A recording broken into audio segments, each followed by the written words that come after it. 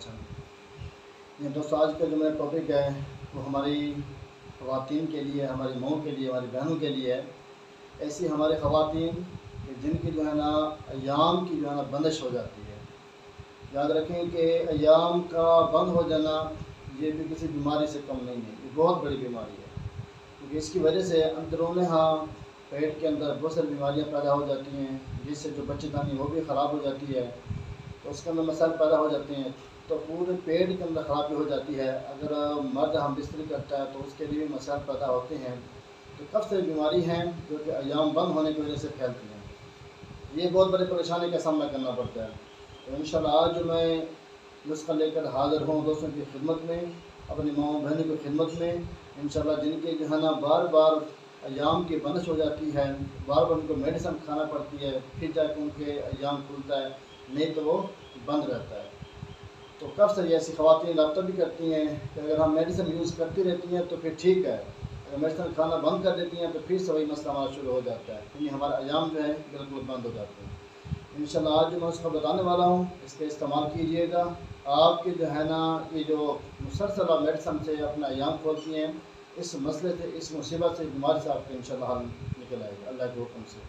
تو سب سے پہلے جو ہے نا آپ نے لینا ہے کلونجی اور تخم کرتم، نمبر 3 آپ نے اس کے ساتھ لینا ہے تخم گاجر۔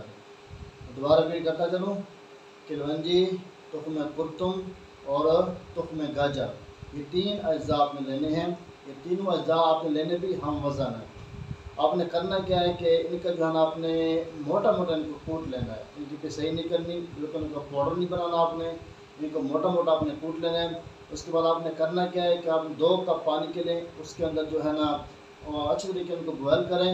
جب 1 کپ اندازے کا 1 کپ رہ جائے تو آپ یہ جو ان کا صفوف بنا ہے، ان صفوف کو اچھی طریقے سے مکس کر لیں۔ مکس کرنے کے بعد جو ہے نا آپ اس کے اندر 2 سے یا 3 یہ ٹوٹے اٹھا کے اس کے اندر ڈال دیں، ٹھیک ہے، یعنی کہ یوں سمجھ لیں کہ آدھی چمچ آپ اس کے اندر ڈال دیں۔ اس کے بعد آپ اس کو اچھے طریقے سے حل کر کے رکھ دیں۔ جب یہ نارمل ہو جائے، یعنی کہ زیادہ گرم استعمال نہیں کرنا، جب یہ نارمل ہو پھر آپ نے بطور کعوہ اس کو یوز کرنا ہے۔